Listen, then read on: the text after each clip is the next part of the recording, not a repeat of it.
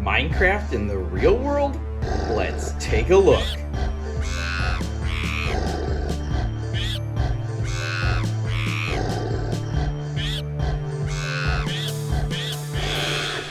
Hello again, Skunk Monkey here, and today we are in the real world, and this is Minecraft Builders and Biomes. This channel is all about Minecraft, and even when Minecraft comes to the real world, I'm gonna check it out. So, this is a board game. It's a Minecraft board game, says it right there. And this is actually a really cool game, and I'm gonna be reviewing it, showing you guys how it works, and giving you my take on it. First thing we're going to cover is that it's for ages 10 to 99, so I'm sorry for those of you who are 100 years old, you can't play. 2 to 4 players, takes half an hour to an hour, and once you learn it, it goes pretty quick. But yeah, let's dive right in. These are the basic components that come with the game, and there's quite the variety. So right here we have some nice wooden cubes. We have some player mats, we've got some weapons and tools, we got our individual players and their poisonous potatoes and their swords. We've got some turn action stuff going over here, and over here we got a bunch of mobs and builds and all sorts of different things with different biomes, and we'll be covering all of that kind of stuff. But I just want to give you guys a general overview of everything that's going to come in the box. It's quite a bit, and I like that. I like a game that has a lot of different components and a lot of different depth that you can find to win.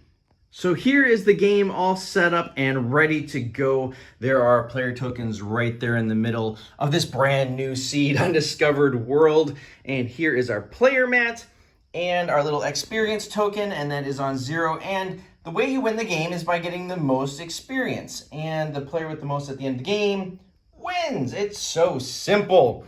And over here we have our resources that you can collect. And you just pull this off like that. Woo! I love it! It is so cool. I love getting these little cubes.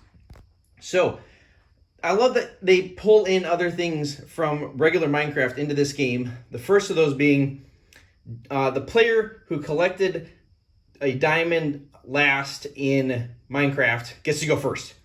Otherwise, it's the youngest player. But it's really cool. So, what do? On your turn, you take 2 actions. You have to take 2, and they have to be different ones. And here are the 5 different actions that you can take. The first one is collect 2 blocks. So if you want to do that one, you come over here and you take 2 blocks off of here. They have to have 3 sides, at least 3 sides showing. So right now that is only the corner ones that have 3 sides. That'd be 1, 2, 3. And of course, once I take this one off, then that green one down there is available. Now, they represent different things. So the brown represents wood, black is obsidian, gray, of course, is stone. The cream-colored wooden ones are sand, and then the green ones are emeralds, which you can use as a wild to get any other resource. The next action that you can take is move 0 to 2 spaces and reveal the cards. So if you want to do that one, you could stay right here, or you could move, and then you take the 4 surrounding cards and you flip them over. And you have discovered these things. Now, they are not yours. They are not going to attack you if they're a mob. But those are the 4 things that you have discovered in this world. You also could move into this spot right here, and you would flip over these ones as well as these ones. And these ones out here are the weapons and tools that you can use in the game. The third action that you can perform is build structures. So if you want to build a structure, that is one of these type of things right here. You need to pay the cost, which is right there. That one costs 1 sand. It's really cheap. That one is 2 stone, a sand, and a wood. That right there is a sand and a wood. So you have to have those blocks in your possession, turn them in, and then you get to take that card and place it on your player mat. Now, where you put it is very important, but we'll get to that in a moment. But as you can see there, this is a wooded area. It is a sand structure, and it's a decoration. This one right here is a stone biome. It is a stone house, and it is a house. This one right here is a sand biome. It is a wooden structure, and it is also a house. So you can see these are both houses. And so those three different things are going to play into the scoring at the end of the round. There are 3 rounds that you're going to be playing. We'll get to that in a minute. But that is how you build a structure. The fourth action that you can take is fighting a mob. So right now we only have 1 mob that we can see, and it's a tough witch. She has 5 health. And what you're going to do is you're going to mix up all of your cards face down and then flip over 3 of them. Now, as you can see, we only have 2 that do damage. This one does 1 heart, this one does 2 hearts, so there is no way that we could even attack her. We're going to want to get some of these weapons. This one has 2, and this one has 2, and they also, some of the weapons have additional bonuses that you can perform when you do it. And this one has 2. The best, oh, look at that, a diamond sword, it's amazing. This one right here is a golden hoe with 2. Somewhere in here is some TNT. That's what I'm trying to find. TNT, please. There we go, TNT. That one has 5. TNT is a special one. We'll get to that in a minute. But it would be able to blow her up by itself. The 5th thing that we can do is collect a weapon. So collecting one of these takes an action. So any one of these chests on the outside that is face up, you can collect. That takes up your action.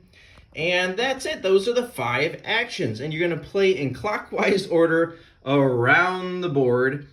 And you're going to keep playing for a period of time until the first layer of blocks is completely done. And that'll mark the end of round 1. Once the second layer is done, that's the end of round 2. The third layer is done, that's the end of round 3. And at the end of round 3, you total up your points. And whoever wins is the one with the most experience. So simple. How do you earn those experience points that are going to help you win? Well, the easiest way is to defeat mobs. So this mob right here has 2 experience points. You see them in the top right. This one has 5. And as soon as you defeat that mob, you immediately would move your token forward on the track until you get to the right point. So that would be 5 for the witch. That would be 2 more for the spider if we are able to kill them. And that's the easiest way of getting points. So you could go with a strategy, which is just defeat as many mobs as you can, collect the best weapons, and that's a valid strategy. My daughter has tried that before, and she has won with that strategy. And the other way to score points, your experience points, is to do these right here. So the first round is round A, second is B, third is C. So simple. And the first one, you're going to want to get structure, or not structures, you want to get biomes that are the same. So this was, of course, the forest, the sand, the stone, and the winter, and they need to be touching. And as you can see on our player board, we already have 2 wooded ones that are touching. If we put a third one right here or here, they would connect and we'd have 4 of them. And it has to be connected, and you get 3 points for every one that is connected. You would get 4 for sand, 5 for stone, 6 for the winter snowy biome. And of course, that one's harder to find. There's only 1 of them starting on your board. Stone, a little bit easier to find, only 2, and you can't connect them with just a single biome card. And then sand has the 3, and you can't connect them with a single one, but 2 of them would connect them all. And then the wooded ones are easy to connect and the easiest ones to get. So at the end of round 1, that would be when your first layer is completely gone, you would go around the table and I would say, hey, I want to do this biome. I would take my points. The next person would choose theirs, and then you go around the table, everyone taking their points for that specific thing. The second round, you're going to be going for a different type of structure, whether it's wood, sand, stone, or obsidian. And of course, you can see the difficulty rises as you get closer to obsidian. You get more points for those. And then in the third round, you're going for different types of structures. So you've got decoration, you've got houses, you've got farms, and you've got bridges. So those are the different types of things that you can build. And of course, you're going to want to be trying to get the most points per your round, but looking towards the future rounds in order to collect ones that are going to be close in those. So the first ones are, obviously, they're just biomes. And there are no types of structures. So the second and third rounds are based solely on what you collect. And you could ignore all those types of buildings and just go for, I just want to get as many points as I can, such as this stone right here. As soon as you build that, you get 2 experience points. So you could try for that. So there are many different ways of playing, and I really enjoy games like that. You can go for, I'm solely going to build stuff, or I'm solely going to go for the mobs, or a mix of both. And it all depends on your play style, what cards are out there, what you can get. And I love that about this game, because every time you play it, it's different, obviously, because there are 4 things in here, and you're only going to see a few of them. You might get a few of the stacks all the way down. And everything is randomized. This thing is randomized. This thing is randomized. So it's really, really deep, but there is some luck based. So people of all ages can enjoy this. In fact, I've played it with my kids that are under 10 that really like Minecraft. They understand it and they can play it as well. It's so simple to get into if you just want to, hack and slash the mobs, or if you want to be going after the structures. It's a little bit more complicated. And so it really appeals to people of all ages. One thing I wanted to show you was the different types of mobs. So here we have a spider, which gives you 2 experience. It only takes 1 heart to kill it, but it's got this icon up here in the top left. If you defeat this mob, you keep it with your stuff. So we would take it and we put it right in here. And then on our subsequent turn, or the turn that we just defeated it, we can use this action right here, which is to get a 3rd action on our turn. So we would just flip it over, say, hey, we've used it, we can't use it again. And we can take a 3rd action, which can be the same as one that we've already done. And that one has to be your 3rd action. You can't do like, okay, I'm gonna do this one and then repeat the same one and then do something else. It has to be the 3rd one that you do, and that one can be a duplicate. The other type of mob, as you can see right there, gives you experience points for different types of structures that you build. So this one would give you 2 experience points for every type of house. And all the mobs are slightly different. Ones will give you more experience for stone, or for sand, or woods, or all the different things that you can possibly build. You can find a mob that will give you bonus points for building that type of a structure. So that's another depth level that you can try to use to get more points. The tools and weapons that you collect also have their own unique abilities and bonuses that you can get. The swords, of course, are just straight up damage. They're just going to hurt your opponent. The bows allow you to flip over an extra little chest when you have it. So what you would do is, if you collect this, you would put it with the rest of yours, you flip them all over, you reveal your 3. If this is one of them, you get to reveal the 4th one. So having that one is really big bonus.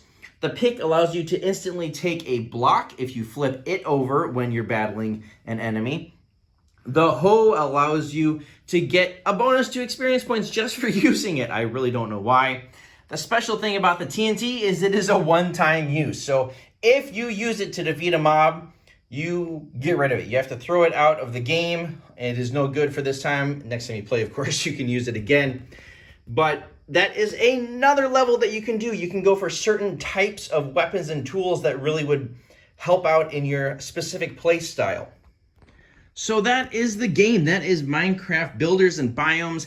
It is an awesome game. I really enjoy it. My family enjoys it. My wife even enjoys it, and she doesn't even play Minecraft. She hasn't played it in years. But it's something that the whole family can really get into. You don't really have to know Minecraft to be able to play it. It's very intuitive, and it's a lot of fun. So I would recommend, if you have a group of people, your family, friends that would like to play board games, tabletop games, you could get this one, especially if you're Minecraft fans. Like I said, it's got a lot of depth of play. Every time you play, it's going to be different. It has a ton of replayability. And if you really like these structures right here, you could build them yourself in your Minecraft world. My kids love doing that sort of thing. So this is an awesome game. I recommend getting it. And yeah, maybe someday you guys can come visit me and we'll play it together. And if you guys enjoyed the video, please leave a like, consider subscribing, turn on those notifications. You can follow me on Twitter.